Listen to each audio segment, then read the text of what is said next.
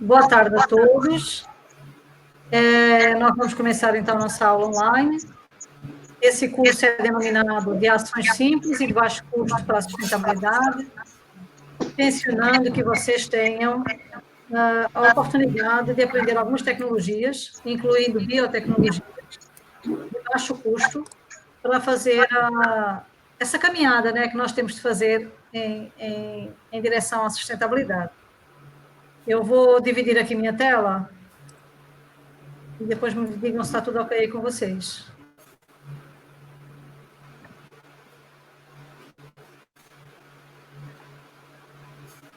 Estão vendo?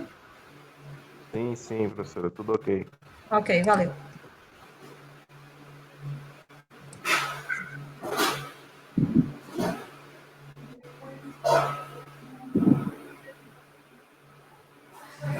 Pronto, gente, então, meu nome é Cristina Crispim, eu sou professora da Universidade Federal da Paraíba, é um prazer estar aqui com vocês.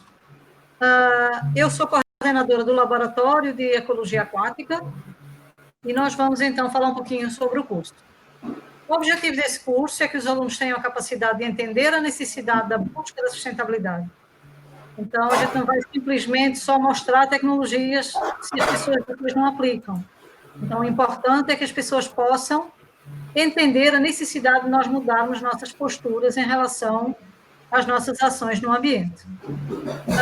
Dessa maneira, eu quero também que vocês conheçam diferentes e diversas tecnologias que visam a sustentabilidade, entre elas as biotecnologias. Algumas delas sendo trabalhadas e pesquisadas pelo nosso laboratório. Aqui está por ordem alfabética as tecnologias que eu vou falar com vocês. Então, tem a aeroponia, tem a agricultura orgânica, a agrofloresta, tem a alporquia. Essas 4 têm a ver com a produção de alimentos, né?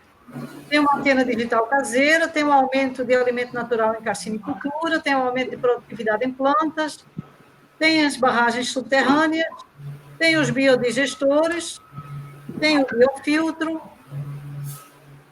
Vamos falar um pouquinho sobre biomanipulação, biorremediação, bomba rosário, círculos de bananeiras, compostagem, concerto caseiro de lâmpadas LED, construções ecológicas, energia eterna, energias renováveis, hidroponia, lodo ativado, mandalas, desculpem, aqui é fogão solar.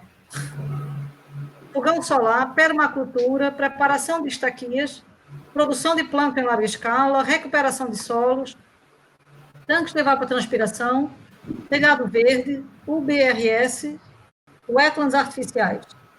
Então, essas são mais ou menos os conteúdos que eu vou tentar passar para vocês. Onde a gente tem aqui recuperação de solos, a gente também tem recuperação de águas, de rios. Só que nesse caso é dentro de outra temática que a gente já falou, que é a biorremediação. A forma da avaliação de vocês será através de um seminário. Então, vocês vão fazer um seminário, vão se juntar em grupo, vão apresentar propostas de tecnologias socioambientais. De preferência, outras que não sejam apresentadas aqui em aula.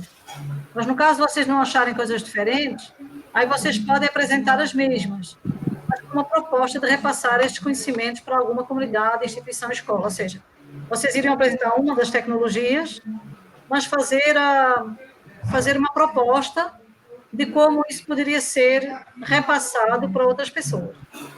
Tá?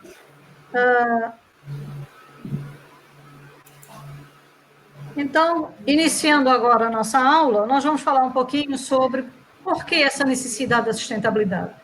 Por que é que nós não podemos continuar a fazer o que sempre fizemos, né? Vimos há milhares de anos já agindo de uma determinada maneira, por que é que agora há realmente essa necessidade de mudar?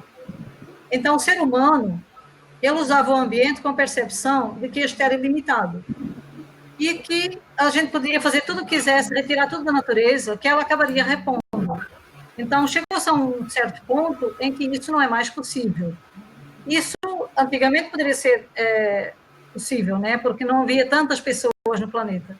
Mas, hoje em dia, e principalmente depois da Revolução Industrial, então, a quantidade de material, a quantidade de recursos, a quantidade de ações sobre o ambiente é tão grande que o próprio ambiente não teve mais condição, é como se estivesse saturado, não tem mais condição de repor. Vou dar um exemplo. Uma floresta demora cerca de 40 anos, 30 anos, 40 anos, dependendo das árvores, a crescer. Mas o homem chega lá com uma motosserra e deita ela abaixo em menos de uma semana. Então, ela vai demorar 40 anos para crescer. E em questão de uma semana ou num dia, a pessoa tira um monte de árvores. Então, é necessário que haja realmente a reposição desse material, que seja retirado na proporção equivalente à capacidade de suporte desse ambiente. Então, antigamente, a gente tinha essa chamada economia do cowboy, né? É isso que eu estava falando para vocês. Vivia-se para uma economia extrema, visando um crescimento extremo, né? Hoje em dia, vocês veem nas notícias, o crescimento foi 0%. Mas se o crescimento é 0%, quer dizer que ele não cresceu mais do que tinha crescido ontem, a semana passada, o ano passado. Não quer dizer que ele está diminuindo, certo? Então, quando a gente fala sobre essa economia, ela visa um crescimento, a pessoa tem que estar sempre produzindo hoje mais do que estava produzindo ontem. E isso é praticamente impossível, porque a gente vai chegar a um ponto que o planeta não tem mais capacidade de uso desses recursos. Então, o que é que nós tínhamos nessa altura? Uma concepção cornucópica da natureza. O que é que isso significa? Eu não sei se vocês sabem o que é um cornucópio. Um cornucópio é como se fosse um chifre, né? Meio ovalado. Ele pega tudo que está embaixo e vai fechando no único topo, que seria o ser humano. Então, toda a natureza, ela serviria para servir ao ser humano. Havia uma exploração sem limites dos recursos naturais. Então, isso funcionou durante certo tempo, mas depois não havia mais a condição de continuar agindo dessa maneira. Em seguida, ainda pensando na questão econômica e no crescimento, veio o chamada gestão do crescimento, ou seja, esse crescimento não podia ser mais como era anteriormente, teria que haver uma gestão desse crescimento. Então, começa a ter uma perspectiva modificada acerca do crescimento econômico. Há o reconhecimento da existência de limitações ambientais e sociais. Então, o que a gente via com aquelas formas econômicas anteriores é que não se respeitava nada. O importante era só crescer, ganhar mais dinheiro e levar a economia sem limite. Depois, não. Depois começou-se a ver que os seres humanos e o ambiente, eles tinham determinados limites. E aí, foi a época também que se começou a ter muito mais direitos trabalhistas, por exemplo. As pessoas teriam que ter direito a um descanso no fim de semana, ou que as pessoas teriam que ter direito a férias, porque a questão social, ela também estava muito atrelada, a degradação social estava muito atrelada a essa perspectiva de um crescimento sem limites. Então, começou a ter uma ênfase maior numa gestão eficiente dos recursos, para maximizar os benefícios e minimizar os custos. Ou seja, se eu tenho uma empresa, como é que eu posso ganhar mais dinheiro? Como é que eu posso aumentar meu lucro?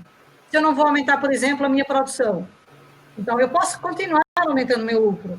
Para isso, eu posso fazer o quê? Diminuir o desperdício, melhorar a minha gestão, tornar mais eficiente essa gestão. Então, mesmo eu não tendo capacidade de produzir mais, eu posso ainda aumentar o lucro se eu melhorar essa gestão. Então, essa gestão eficiente, ela pode compensar o que a minha capacidade de produção ela não teria.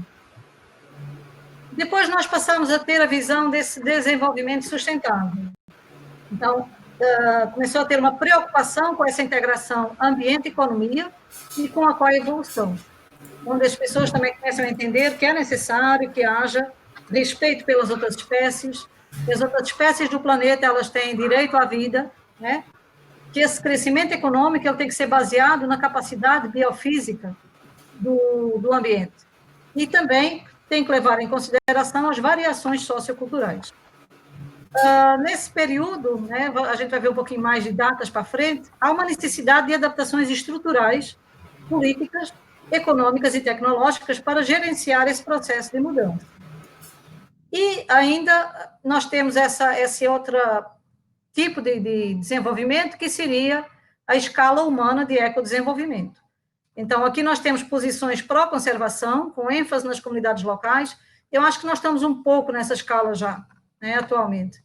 Uma posição pró-conservação, respeitando os limites da natureza, e dá-se muito mais ênfase à questão da vida selvagem, áreas e espécies protegidas, e uma cogestão local. Então, a descentralização dessa gestão. É o que a gente hoje participa muito da questão da gestão participativa, da gestão local.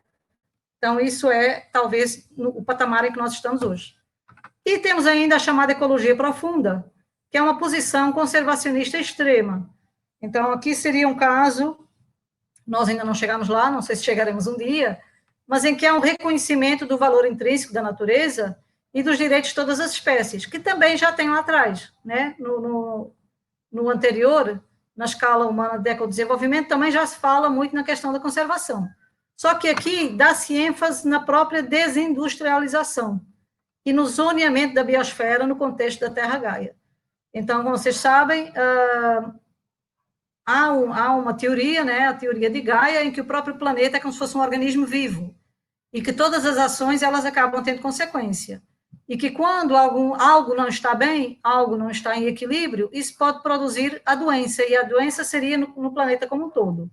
Há vários pesquisadores, inclusive, eu estava assistindo uma palestra do Leonardo Boff, em que ela atesta, né, que a própria pandemia que nós estamos vivendo hoje em dia, que seria uma resposta do próprio planeta, né, tentando consertar algo que já vinha errado em relação à quantidade de impactos ambientais que a gente vem causando. Bom, se a gente pensar um pouquinho nessa perspectiva histórica, o que é que a gente vai ver? Que a partir da década de 60 foi quando começaram os alertas para os grandes impactos ambientais, tá? Com a questão das consequências globais. Então, em 1962, foi publicado um livro chamado Primavera Silenciosa, da autoria de Rachel Carson. Esse livro eu tentei postar para vocês na plataforma Moodle, mas não consegui, que era muito pesado. Mas vocês podem acessá-lo pelo Google. Coloca Primavera Silenciosa, PDF, e vocês conseguem acessá-lo. Eu já o baixei. A partir dessa publicação, é importante essa publicação, porque ela vai ser o pontapé inicial para as grandes discussões que ocorreram posteriormente na década de 70. Então, na década de 70, os primeiros movimentos visando mudanças de postura humana, de maneira a manter a sustentabilidade do planeta. Então, nós tivemos em 72 a Conferência de Estocolmo, né? Na cidade de Estocolmo foram reunidos 113 países com 250 organizações internacionais, foram lançadas 109 recomendações. Então, na década de 70, foi o auge do entendimento de que o ser humano não poderia mais agir da forma que vinha agindo. Em 72, nesse mesmo ano, vejam como as coisas são muito relacionadas, teve também a reunião do Clube de Roma, que gerou um relatório chamado Os Limites do Crescimento. Então, esse crescimento, ele não tem como crescer eternamente. O crescimento, ele vai ter limites. E é necessário que haja muitas ações. Foi quando, a partir daí, nós viemos, então, a partir principalmente da década de 80, muitas mudanças aconteceram na maioria dos países, muitas adequações foram feitas, principalmente na questão da legislação, e nós temos o relatório de Brundtland, em 1987, conhecido como Nosso Futuro Comum. É nesse relatório que foi focado, primeiramente, essa questão do desenvolvimento sustentável.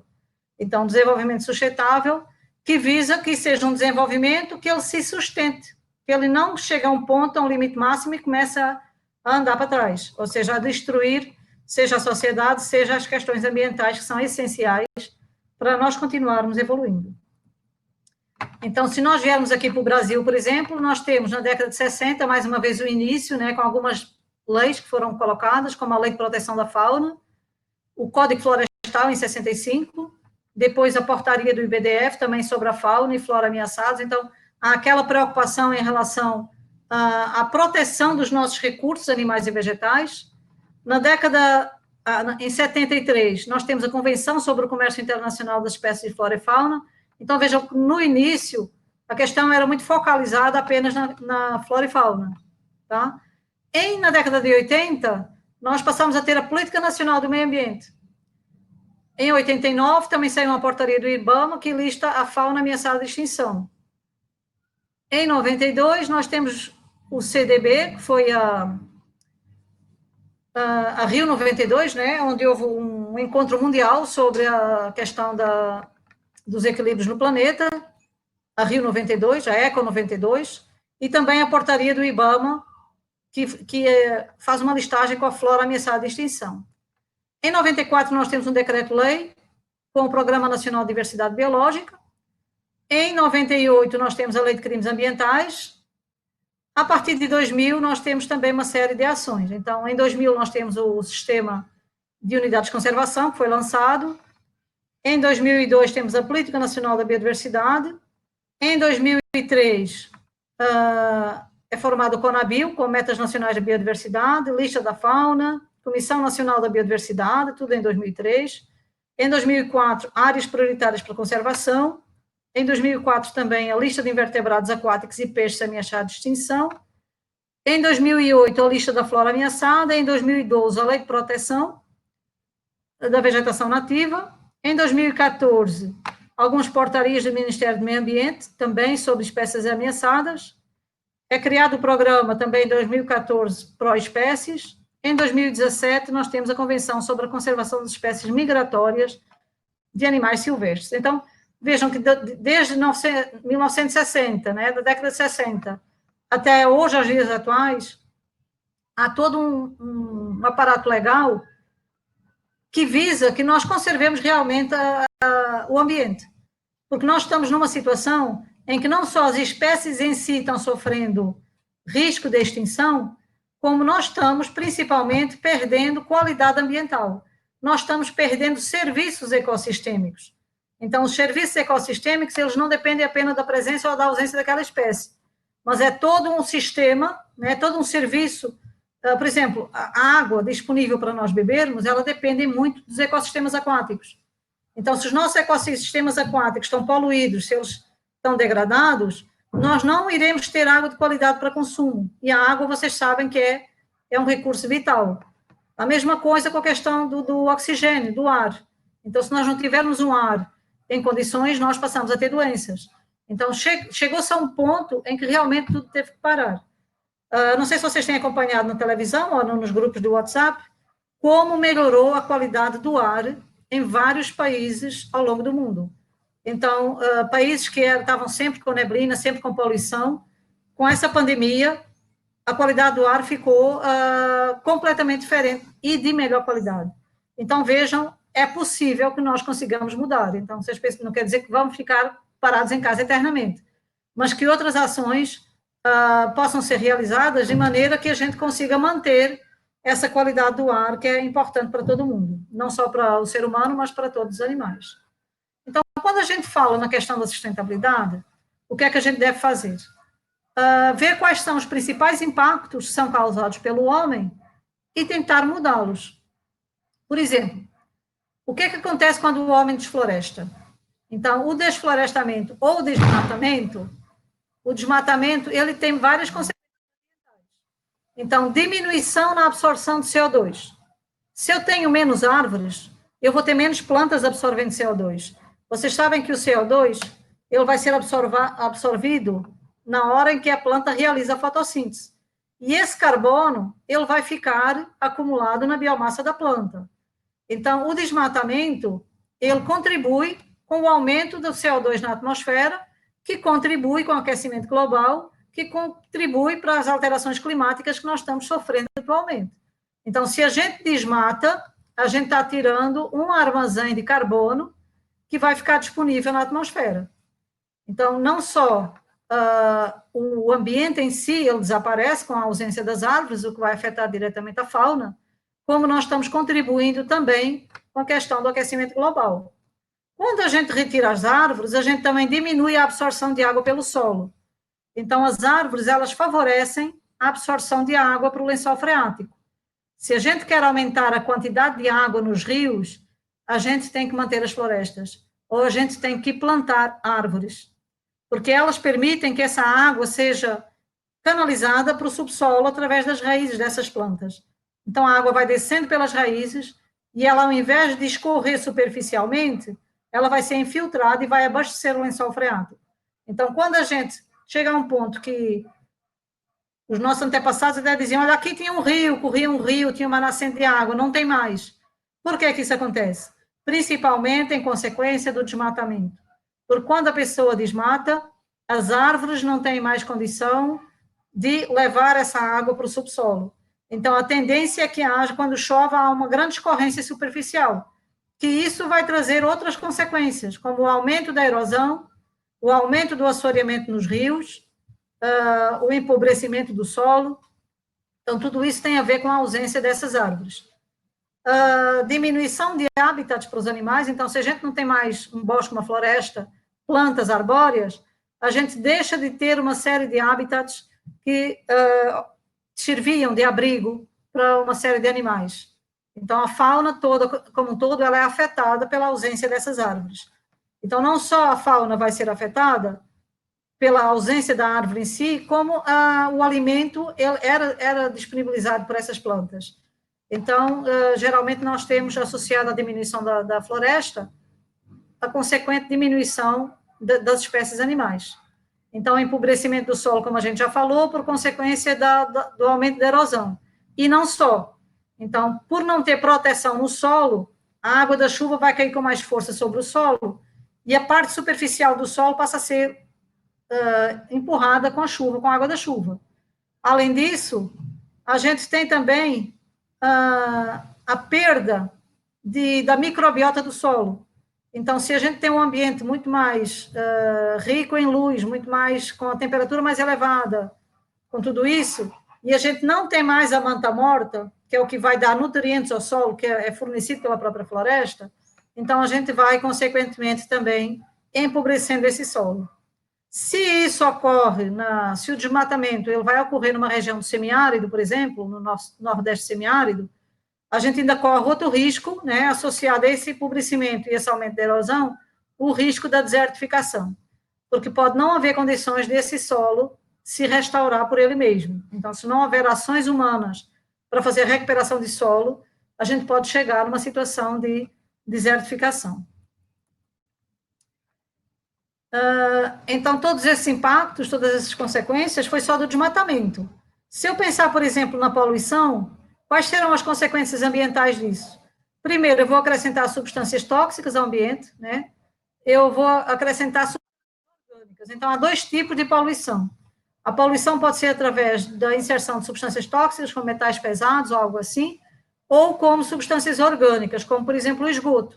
O esgoto é rico em matéria orgânica. Tudo isso vai causar alterações, seja no solo, seja na água. Então, seja onde essas substâncias estão alcançando. Isso pode, ou no ar também, né? Então, o próprio ar, ele pode ter o efeito de estufa, né? Que é causado pelo aumento da temperatura, por conta de ter uma camada de ar que evita que a outra camada de ar mais próxima nossa, né, que recebe mais poluição atmosférica, ela vai embora. Então, com isso, a gente acaba tendo um efeito de um clima mais quente em determinada região. A própria atmosfera, né, quando a poluição está na atmosfera, pode produzir depois as chuvas ácidas, porque são produzidos ácidos junto com essa poluição, junto com o vapor de água da chuva, e nós podemos ter graves problemas com as chuvas ácidas. Também proliferação de doenças em consequência dessa poluição. Então, vejam que cada impacto desses traz uma série de consequências ambientais. Atividades agropastoris. Então, a atividade agropastoril é essencial. A gente não pode dizer que vai acabar com esse impacto. Ele vai coexistir conosco. Mas nós poderemos diminuir esse impacto. Então, um dos impactos que a gente tem com essas atividades agropastoris é pisoteio e compactação de solo, empobrecimento do solo, aumento da erosão e uso de agrotóxicos. Então, está muito associado à atividade agrícola convencional, que seja usado os inseticidas e outros agrotóxicos que vão evitar, eu esqueci o nomezinho, que vão evitar que plantas daninhas cresçam. Então, isso causa o aumento da presença desses agrotóxicos no solo, o que traz problemas para a microfauna de solo, que é extremamente importante na disponibilização de nutrientes para as plantas. Além disso, quando a gente tem uma grande quantidade de rebanho, pode causar a compactação.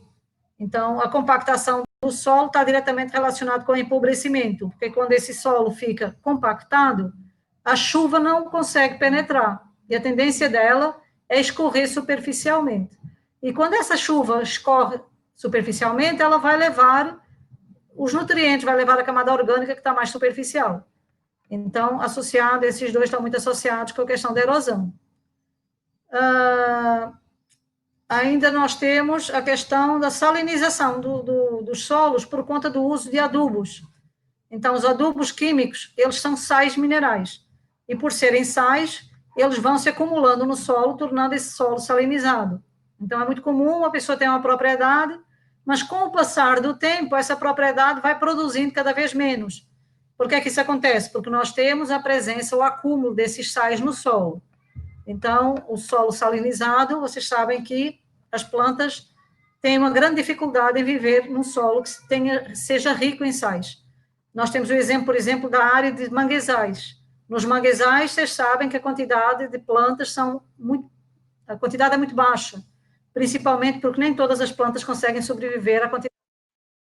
Então, é importante que haja esse controle nessas atividades para que elas continuem existindo, logicamente, mas que possam diminuir os seus impactos.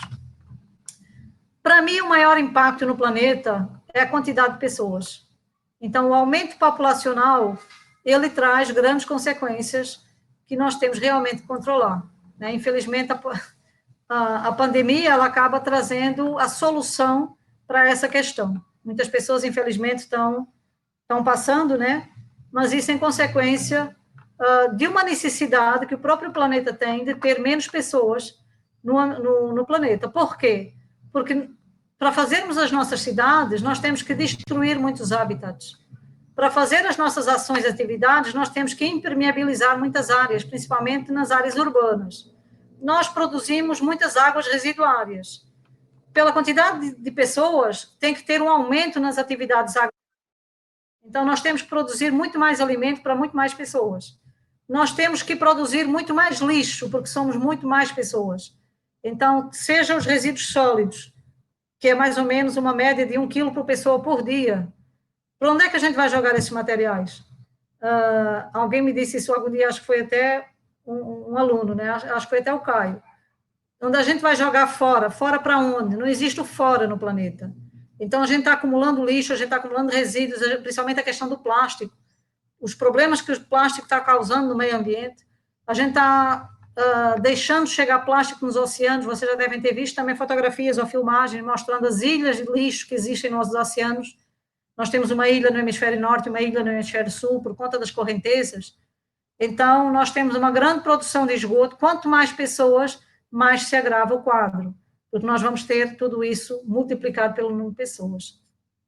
Essas águas residuárias, infelizmente, ainda não são tratadas como deveriam. E elas acabam chegando nos ambientes aquáticos, produzindo também a eutrofização. A eutrofização, a gente vai falar sobre isso mais adiante, é um enriquecimento, é como se fosse a adubação da água do rio e do mar, né, e dos estuários. Então, se a gente está adubando, vão crescer plantas. E se as plantas vão estar crescendo, elas vão estar causando problemas no ambiente. Elas são boas, por um lado, até um certo ponto, elas têm um limite, mas quando crescem demais, elas podem ser prejudiciais. Gente, eu estou falando aqui, mas se alguém quiser, eu prefiro que as nossas aulas sejam dialógicas, tá? Que vocês conversem e a gente tire dúvidas. Se eu estiver indo muito rápido, se vocês quiserem debater alguma dessas temáticas, estejam à vontade, é só falar, abrir o microfone e falar. Nós temos também a construção de barragens, então as barragens são importantes, elas são essenciais, não só para a acumulação de água para consumo humano, como também para a acumulação de água para fins energéticos. Então, isso vai alterar o fluxo normal do rio. Aumenta a perda de água, vamos ter um espelho de água, causa alterações climáticas locais, é obstáculo a espécies migradoras, enfim.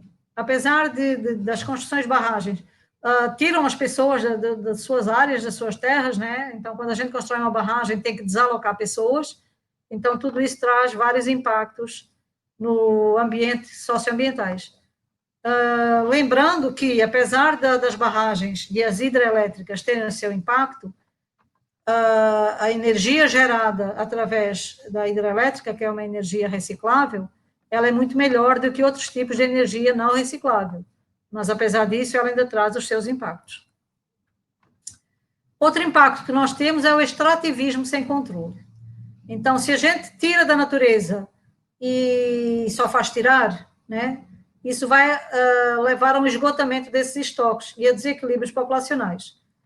Vamos tirar madeira, então vamos tirar madeira, tirar, a gente já falou que demora 40 anos para crescer uma árvore, e a gente tira uma árvore num dia.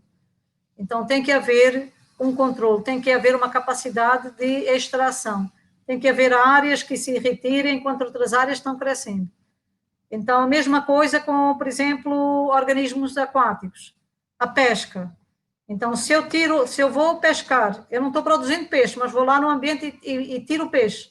Vai chegar um ponto, né, que já está chegando, em que a gente vai ter muito menos peixe para pescar.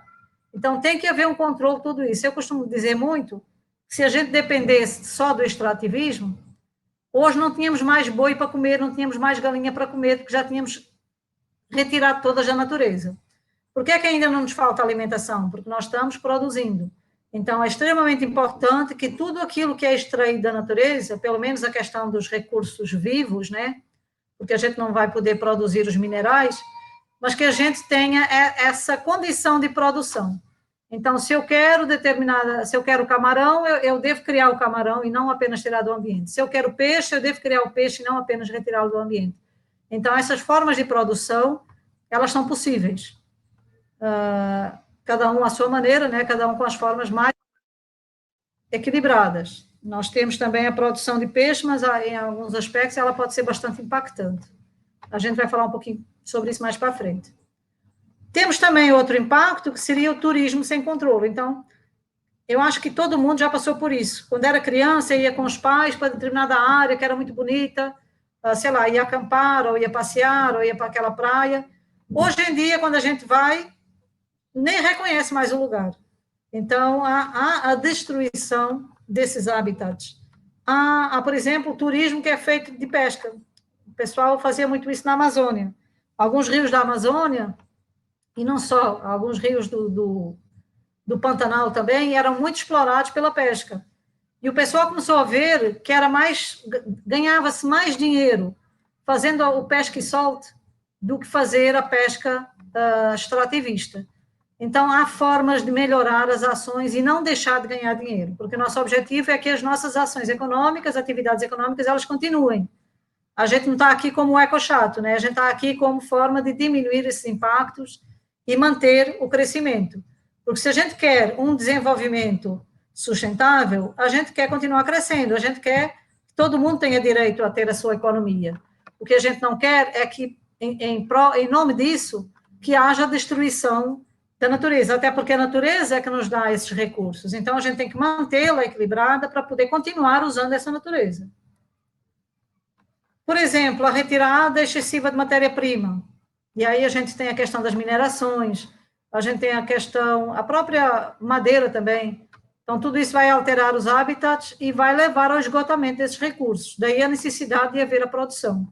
Se for recursos vivos, a gente pode produzir. Se for recursos minerais, como a gente já falou, não é possível. Mas a gente pode agir de maneira que esses recursos possam durar mais tempo. Por exemplo, a reciclagem. Vocês sabem que antigamente a gente jogava tudo fora. Com as latinhas de alumínio, muita gente ganha dinheiro em cima disso, de fazendo essa reciclagem. Então, se o alumínio vai ser usado na matéria-prima, vai ser um alumínio que já foi usado para fazer uma latinha, eu não tenho que ir para a mina depender daquela nova mineradora para poder tirar mais alumínio para poder fazer isso. Então, é mais ou menos nesse sentido que a gente está, na realidade, falando da aumento de eficiência na gestão desses recursos. Então, a reciclagem tem tudo a ver com isso. Outro impacto que nós causamos no planeta seria o uso da energia poluente. E aí a gente tem tanto os combustíveis, né, como petróleo, como a energia nuclear, que também é impactante. É muito comum dizer que a energia nuclear não traz impacto. Realmente, o impacto dela não é tão grande, mas ela vai gerar resíduos e podem acontecer acidentes. E a gente já presenciou isso, infelizmente, alguns de Chernobyl, foi dos primeiros, mais recentemente do Japão. Enfim, não quer dizer que tenha sido erro humano ou não, mas eles podem acontecer. Então, isso vai causar o aumento de CO2 na atmosfera e o aumento de radiação no ambiente, tanto uma quanto a outra. E aí a gente fala, então, na necessidade dessa sustentabilidade. O que é que eu posso fazer para alcançar essa sustentabilidade? Já que as nossas ações, por si só, elas geram todos esses impactos que nós acabamos de falar. E cada impacto desse vai trazer uma série de consequências ambientais negativas. Então, para se alcançar a sustentabilidade, é necessário reconhecer nossas ações erradas e corrigi-las. Então, esse é o primeiro passo. Qualquer coisa de gestão ambiental que se faça, qualquer projeto, o que é que a gente tem que fazer? O diagnóstico. Então, o nosso diagnóstico é olhar para a nossa vida e dizer o que é que eu faço que eu poderia melhorar. O que é que eu faço que vai causar tal impacto? O que é que eu faço que vai ter tal consequência no ambiente? Então, como o nosso objetivo aqui é que nós mesmos possamos ser, que possamos mudar as nossas posturas em relação ao ambiente, quando a gente pensa conhecer nossas ações erradas, não é o ser humano de uma forma geral, mas também nós, eu, Cristina, o que é que eu faço de errado? Então, eu já fiz isso comigo mesmo. E eu comecei a fazer a gestão, por exemplo, do meu resíduo sólido.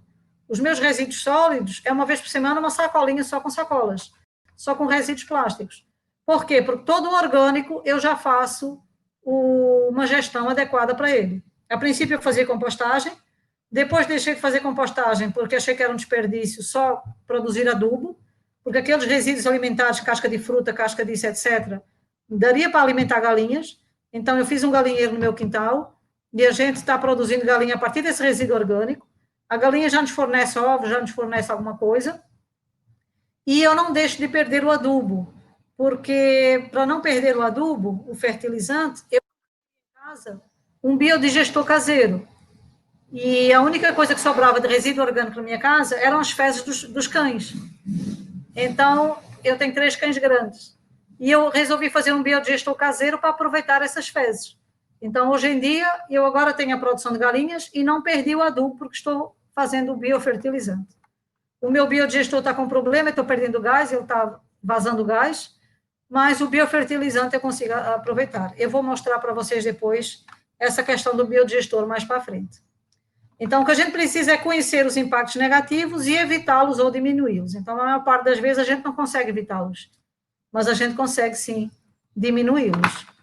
Então, o equilíbrio ambiental, ele é necessário para que os serviços ecossistêmicos eles aconteçam. Então, se nós vivemos em harmonia, nós precisamos que o próprio ambiente ele também esteja em harmonia para nos poder prestar alguns serviços, principalmente, como a gente já falou, a questão da disponibilização de água em condições de ser consumida, porque nós estamos naquela, poluímos a água e depois colocamos produtos químicos tóxicos para tratar a água para o nosso consumo. Então, parece que assim, o ser humano às vezes não tem uma lógica do raciocínio, porque seria muito melhor a gente não poluir tanta água, o próprio rio tem uma capacidade de depuração e a gente colocar muito menos produto químico para fazer esse tratamento. E o que a gente vê é o inverso. A gente joga um monte de resíduo nos ambientes, inclusive nos ambientes aquáticos, e depois espera conseguir tratar essa água para nós podermos consumir. Então, fica complicado esse raciocínio.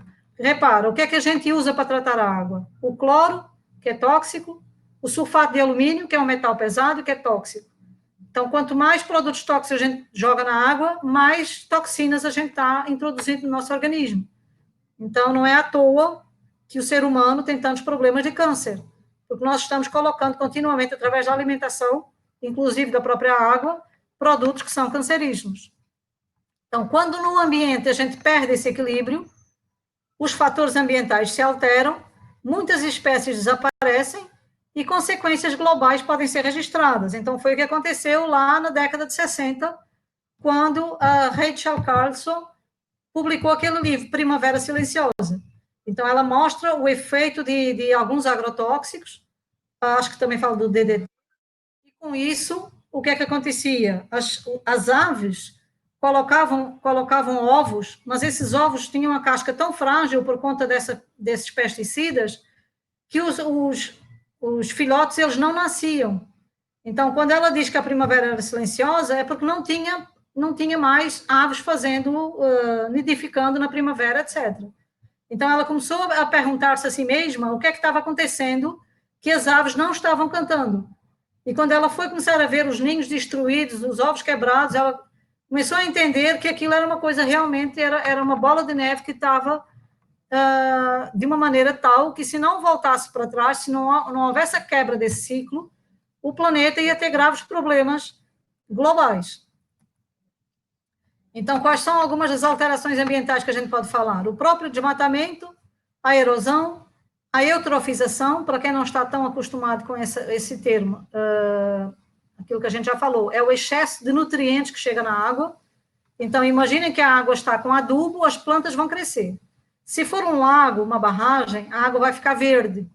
É por isso que a maior parte das águas paradas, a gente vê que elas ficam verdes. Por quê? Porque o fitoplâncton está crescendo. Então, se o fitoplâncton está crescendo e o fitoplâncton é verde, a água vai aparecer com a cor verde.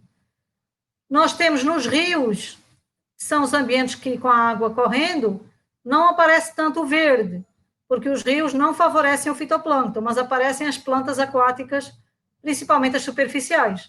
Então, se eu vou ter plantas aquáticas crescendo demais, isso também traz um grande problema para o ambiente, porque elas fazem sombra.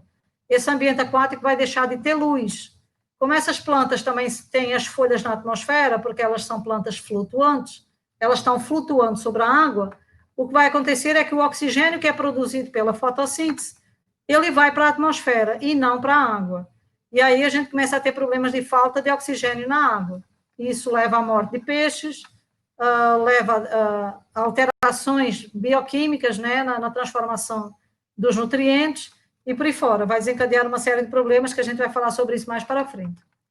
Nós temos o aquecimento global. Então, com o aquecimento global, que está associado às alterações climáticas, a gente vai ter várias alterações, como o aumento do nível do mar, o risco, né, das cidades litorâneas. A gente vai ter essas alterações climáticas associadas também à expansão de doenças por áreas maiores, porque mais áreas vão ficar mais quentes, etc. Nós vamos ter também a extinção de espécies. Aliás, já vimos perdendo muitas espécies nos últimos séculos.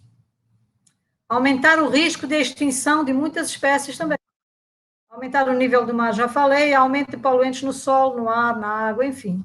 Então, tudo isso são as ações que nós vimos causando, o que tem causado esses desequilíbrios que nós precisamos conseguir a todo custo.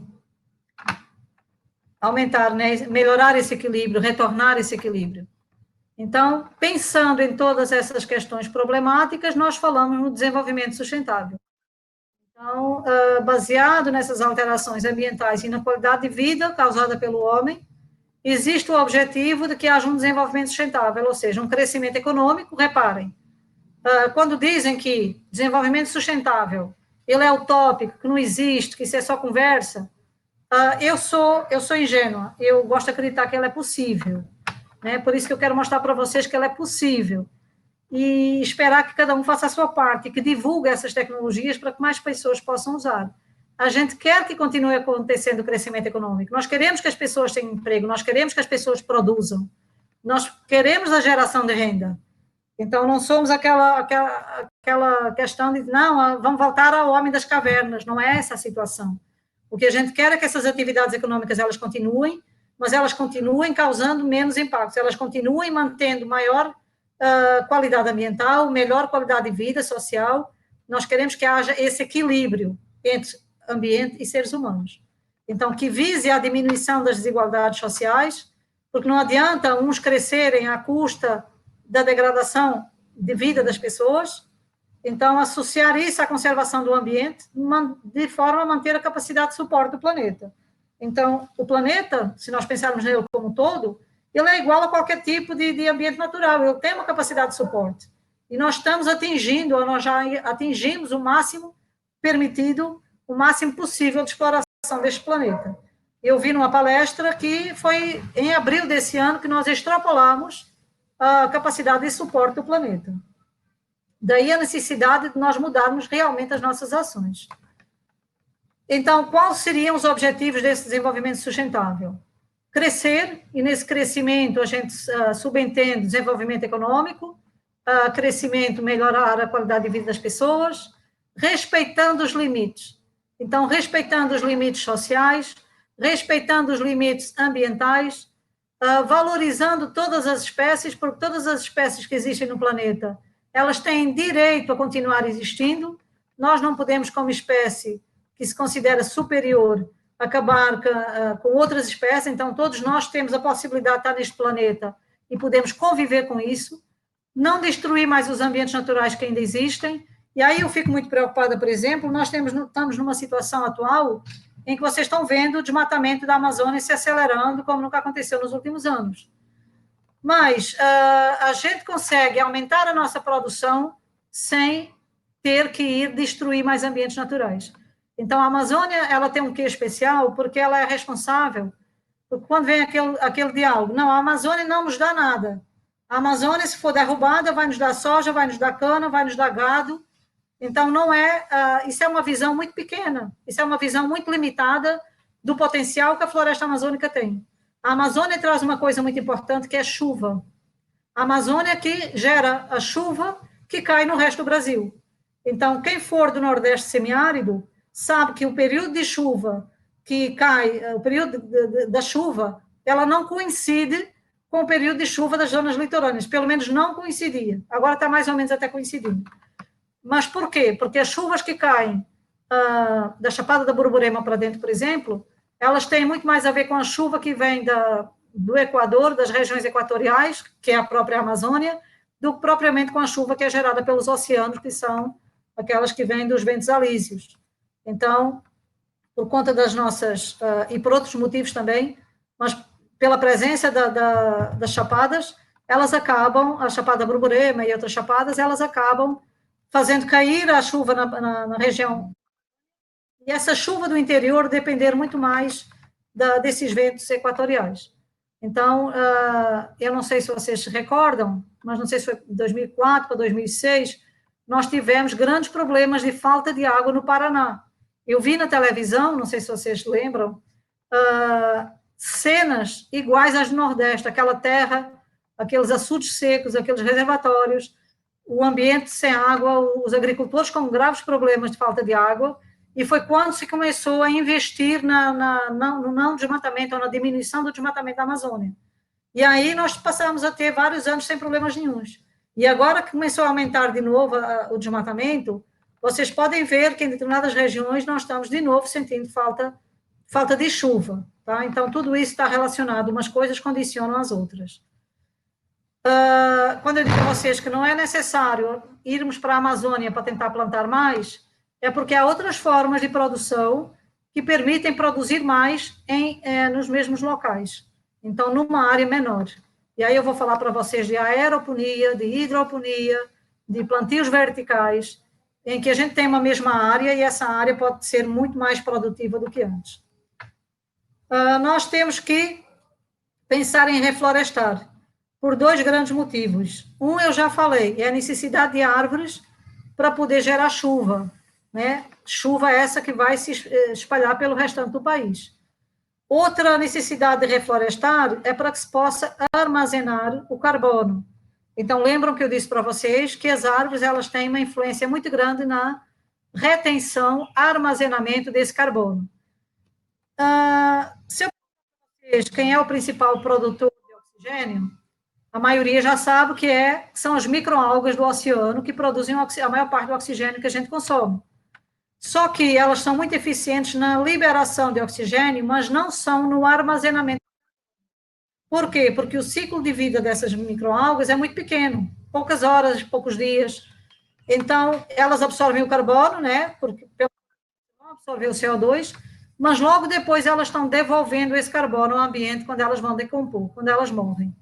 Como elas passam poucos dias de vida, rapidamente esse carbono está sendo liberado para o ambiente. Enquanto que na floresta, não. Na floresta, nós temos carbono armazenado por centenas de anos. Então, se uma árvore viver 500 anos, 600 anos, 800 anos, esse carbono vai ter preso dentro dessa árvore durante esse tempo. Logicamente, parte desse carbono vai ser liberado quando cai um galho, cai um ramo, vai decompor e por aí fora. Então, é necessário que a gente refloreste, não só porque também vão ser importantes para reabastecer o lençol freático. Então, vocês sabem que os rios, eles são originados das nascentes. As nascentes, elas são originadas do lençol freático, a água vem do lençol freático.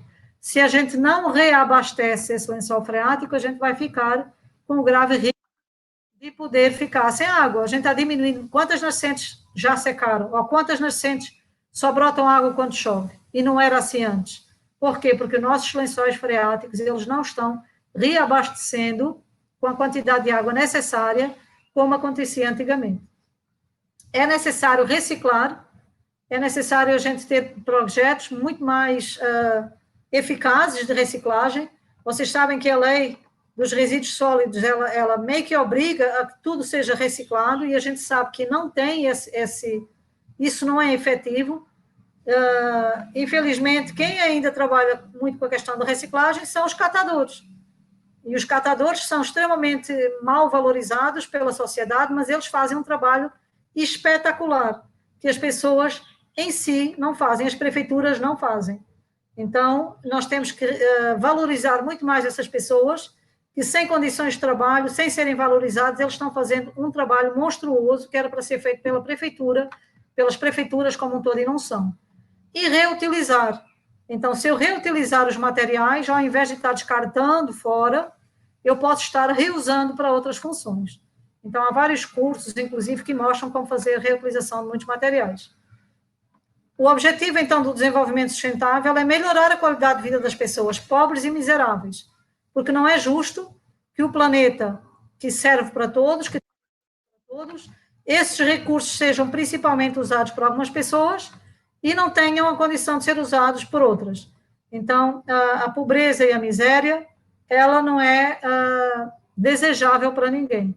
E nós temos condições de melhorar a qualidade de vida dessas pessoas. Desculpem. E garantir a sobrevivência das próximas gerações. Porque se continuar do jeito que estava, nós não teríamos água em qualidade para que as próximas gerações pudessem sobreviver. Então, vou dar mais um enfoque na água, porque a água é vital. O ar é vital. Então, se a gente, com toda a poluição que estamos jogando no ambiente, não tivermos condições de ter água suficiente para que as próximas gerações possam usar essa água, nós não estamos fazendo nada, né, nesse mundo, né? Porque nós temos que nos preocupar também com os nossos filhos, com os nossos netos que vão continuar nesse planeta. E aí, quando foi em 1992, sim, aí eu esqueci de fazer o histórico para frente, né? Em 92 nós tivemos a Eco 92 no Brasil, onde a Organização Mundial, a ONU, a Organização das Nações Unidas, ela fez mais uma reunião internacional para discutir essa questão dos impactos ambientais. E aí foi proposta a Agenda 21, né? Acho que todo mundo já ouviu falar nessa Agenda 21. Eles escreveram a seguinte frase: a humanidade de hoje tem a habilidade de desenvolver-se de uma forma sustentável.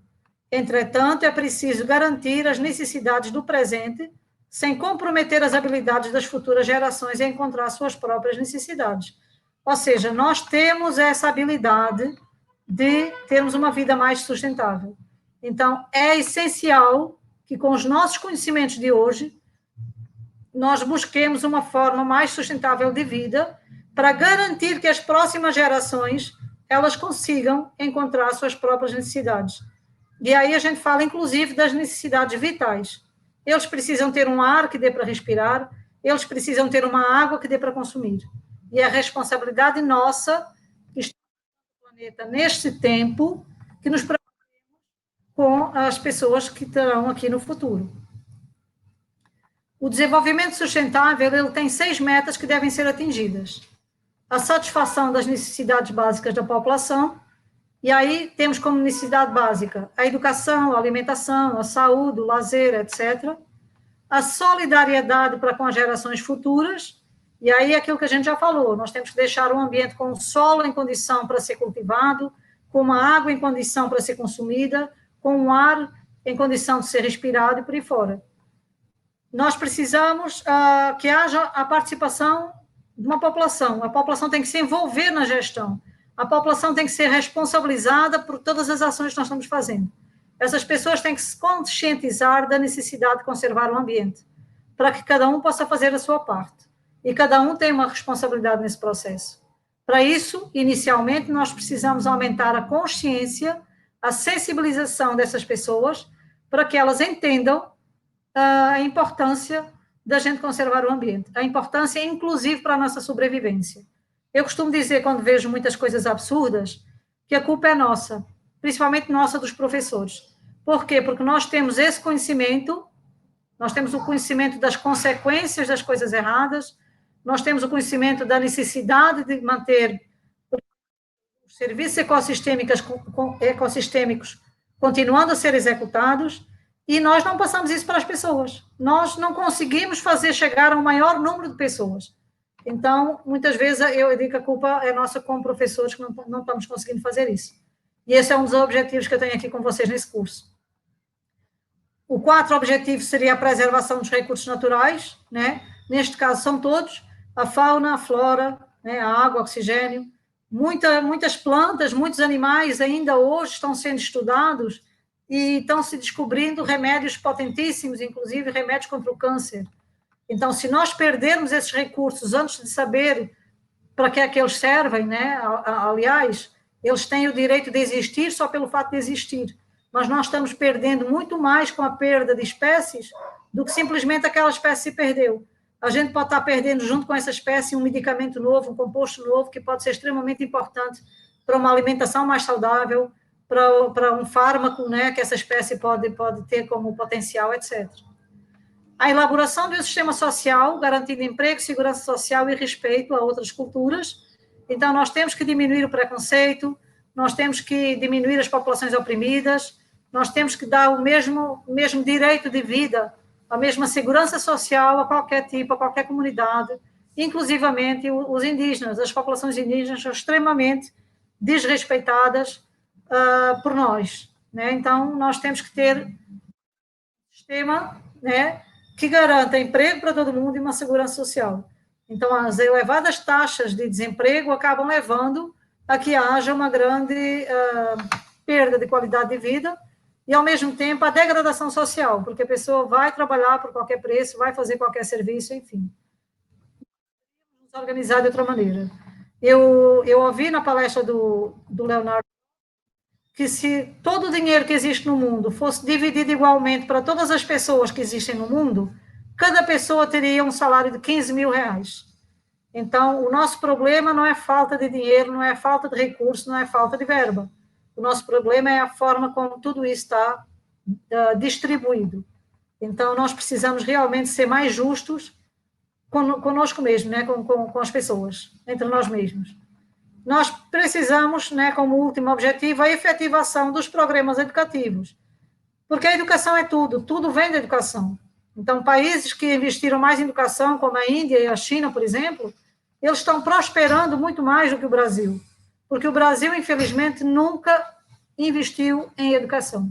A educação em massa, a educação para todo mundo, ela sempre foi muito restrita. Então, efetivar programas educativos, transmitir o conhecimento, divulgar esse conhecimento, distribuir esse conhecimento, quanto mais longe for esse conhecimento, melhor. E nós precisamos realmente pensar nisso, na educação e no conhecimento, na divulgação desse conhecimento, quando nós pensamos no desenvolvimento sustentável. Então, para que seja possível pensar em praticar um desenvolvimento sustentável, temos de primeiro ver quais são os impactos negativos, né, e tentar repará-los e não repetir os mesmos erros. Estou falando isso ao longo do tempo todo. Então, um dos maiores problemas que nós temos chama-se saneamento básico, ou falta de saneamento básico. Falando no Brasil, especificamente no nosso caso do Brasil, estima-se que 80% das doenças humanas estejam, aliás, aqui não é Brasil ainda, aqui ainda é geral, 80% das doenças humanas estão relacionadas direto ou indiretamente com o saneamento precário e a falta de informações sobre as condições básicas de higiene. Então, está muito associado ao quê? À falta de água. Então, nós temos falta de água, muitas vezes as pessoas consomem água sem estar potável, sem estar com condições de consumo. Além disso, nós temos também o esgotamento sanitário, que está dentro do saneamento básico. O esgotamento sanitário, ele é feito de forma precária. Nós vamos falar um pouquinho disso mais para frente.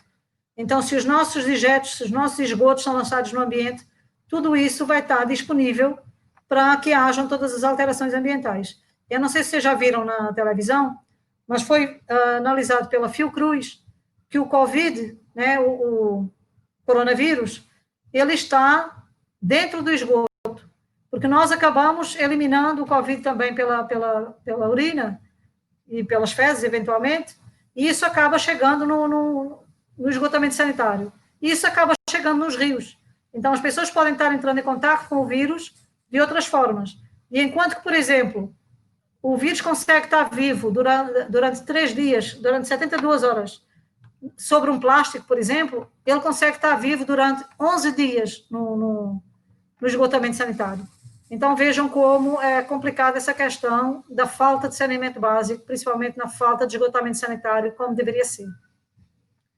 A diarreia é uma destas enfermidades, considerada a que mais aflige a humanidade, cometendo mais de 4 bilhões de pessoas por ano.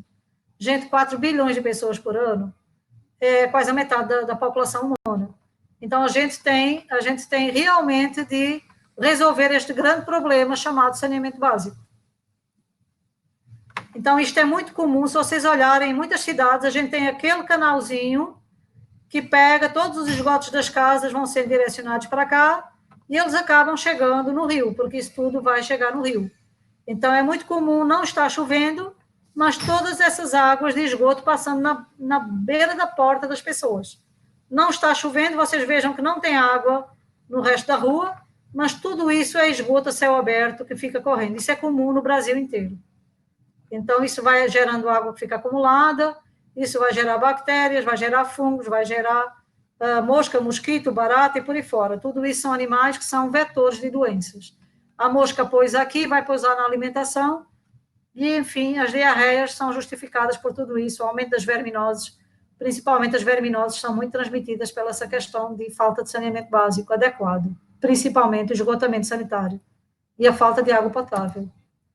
Aqui eu quero mostrar para vocês um filminho, porque muitas vezes o que as pessoas dizem é que as comunidades ribeirinhas é que são responsáveis por lançar o esgoto no rio.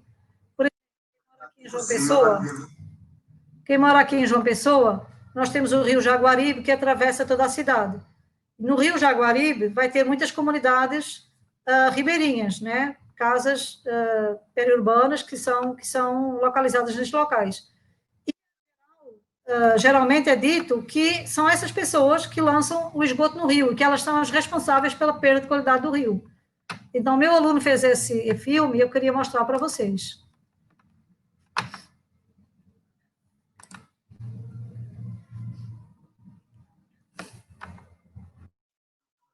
Isso aqui é o que está sendo desligado no rio. Olha só. Lá em cima dos lagos, passa por outras casas. Despejar água muito bem. Isso aqui está acabando. Mas daqui a gente colocou a água do metanolítico.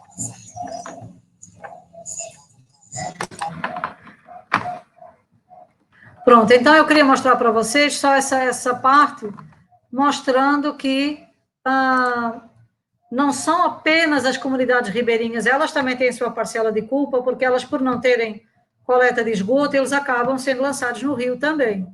Mas imagina o que é coletar, vai se coletando esgoto da cidade inteira e jogando no rio. Nós temos, por exemplo, uma estação de tratamento de esgoto em João Pessoa, mas ela apenas trata 5 bairros. Em João Pessoa, nós temos 65 bairros, para onde vai o esgoto dos outros rios. Então, muitas vezes, mesmo que não seja a coleta de esgoto jogado no rio, nós temos a questão das águas cinzas.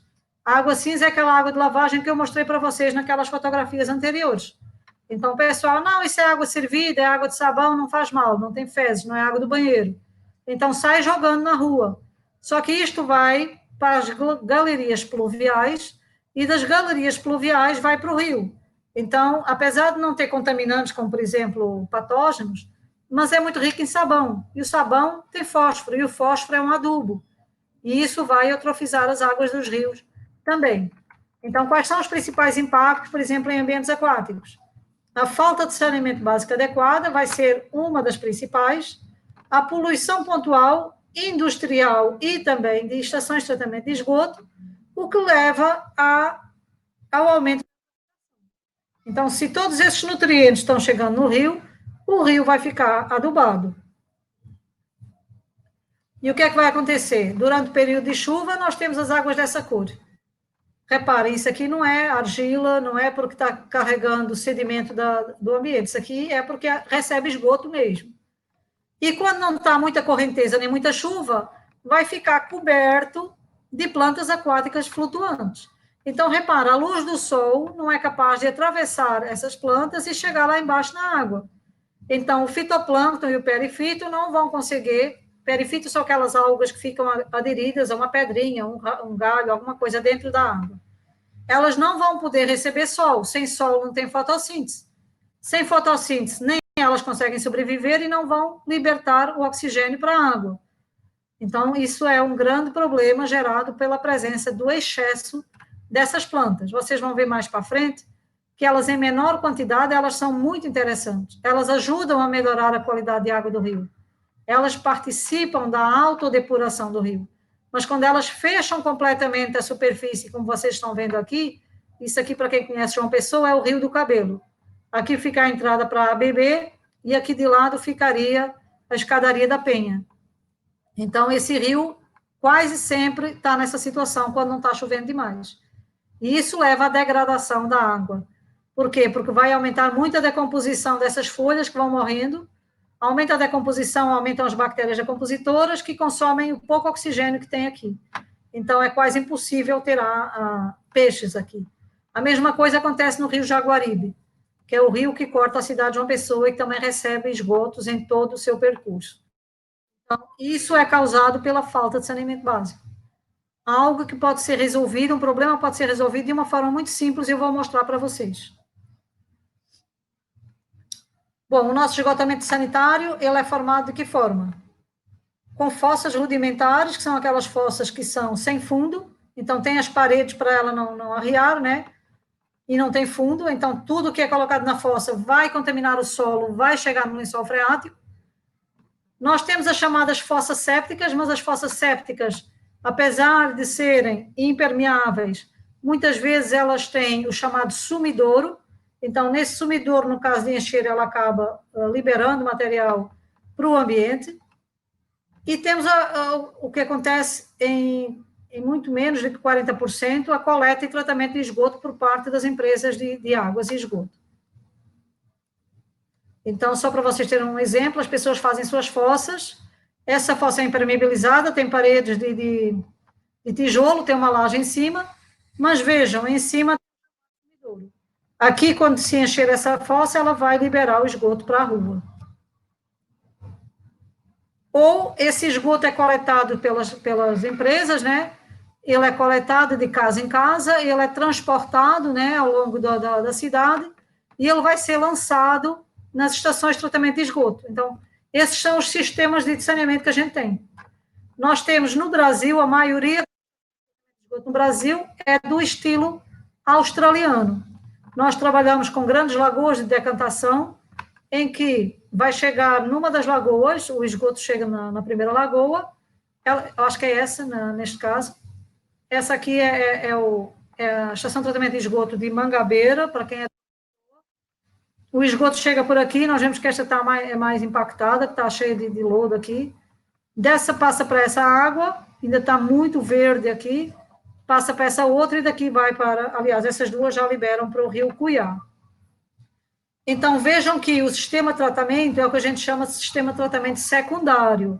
Nós vamos ter o gradeamento, que vai retirar partículas maiores, vamos passar gradeamento e a caixa de areia, vamos passar para uma lagoa de estabilização, em que a maior parte do material particulado vai sofrer o primeiro processo de decomposição, essa água passa para outra, em que vai haver também uma decantação, vai gerar um lodo, esse lodo depois também tem que se dar um destino adequado, e depois passaria para uma terceira lagoa, que deveria ser a lagoa facultativa, em que aqui já teria a presença de oxigênio. Essa deveria ser uma lagoa aerada, para tornar esse processo mais eficiente. Só que muitas das vezes essas lagoas não têm aeradores. Então, nem esse processo secundário, ele ocorre completamente. Ele ocorre de uma forma incompleta, porque ele não tem aqui a adição de oxigênio. Então, nós temos aqui, depois, essa água que vai ser lançada no rio Cuiá.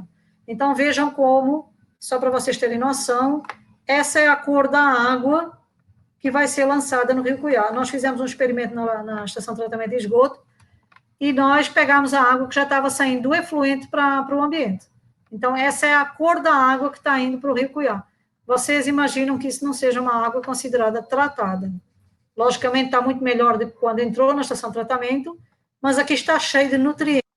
Quanto mais que vocês veem que esses nutrientes deram a possibilidade do fitoplâncton crescer e tornar essa água verde. A maior parte dessas algas que estão aqui, vocês vão ver depois, ela é formada, dominada por cianobactérias. As cianobactérias são algas extremamente problemáticas, elas, na realidade, são bactérias fotossintetizantes, elas são incluídas dentro do grupo das algas por quem estuda as algas, mas elas são bactérias, por isso que elas produzem as toxinas. E elas podem ser bastante prejudiciais para quem consumir água com presença de toxina. Bom, e aí vem as soluções, né? Nós estamos aqui para apontar os erros, mas não só para criticar, nós estamos aqui para dizer é possível mudar essa situação. E a gente quer mostrar como é que isso é possível de fazer, tá? Essa otimização das estações de tratamento de esgoto, nós vamos falar na próxima semana. E hoje ainda, no resto do dia, nós vamos falar mais sobre o saneamento básico ecológico. Então, dentro do saneamento básico ecológico, eu vou falar apenas desses dois, aliás, vou entrar mais em detalhes nesses dois, e nos biodigestores, tá?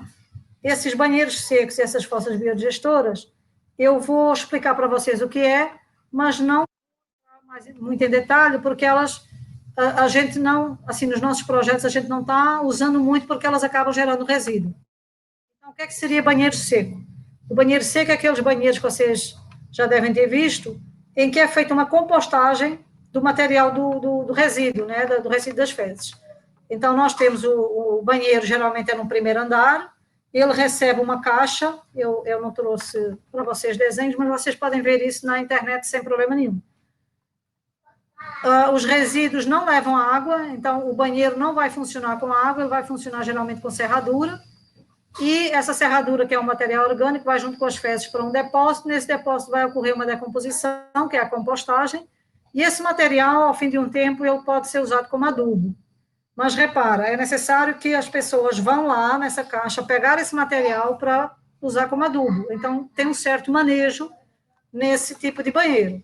As fossas biodigestoras, elas foram desenvolvidas pela Embrapa. Elas são fossas com caixas de água na sequência, são 3 caixas de água. A primeira é direto do banheiro, aí dessa caixa passa para a segunda e passa para a terceira.